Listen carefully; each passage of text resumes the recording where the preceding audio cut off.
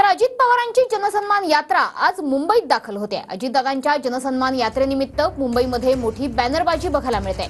वांद्रे ते अणुशक्ती नगरपर्यंत ही रॅली निघणार आहे। याचा आढावा घेतला आमच्या प्रतिनिधींनी। आज राष्ट्रवादी काँग्रेसची जनसन्मान यात्रा मुंबईतल्या बँड्रा परिसरातून अणुशक्ती नगर पर्यंत जाणार आहे आणि हेच कारण आहे की संपूर्ण मुंबईमध्ये ईस्टर्न एक्सप्रेस हायवेवर आता अजितदादांची तुफान बॅनरबाजी आपल्याला पाहायला मिळते। ही सगळी दृश्य या ठिकाणची पाहतो मी सध्या ईस्टर्न एक्सप्रेस हायवेवर आहे आणि ही दृश्य पाहिली तर आपल्या लक्षात येतं की संपूर्ण परिसरामध्ये गुलाबी रंगाचे झेंडे, गुलाबी रंगाचे बॅनर्स लावण्यात आलेले आहेत। सिद्धार्थ कांबळे आहेत, उपाध्यक्ष आहेत, त्यासोबतच मुंबई बँकेवर उपाध्यक्ष सुद्धा आहेत आणि या मतदारसंघामध्ये आता ते निवडणूक लढवणार आहेत का अशी सुद्धा चर्चा सुरू असताना ही सगळी बॅनरबाजी सुद्धा आता संपूर्ण ईस्टर्न एक्सप्रेस हायवेवर आपल्याला पाहायला मिळते।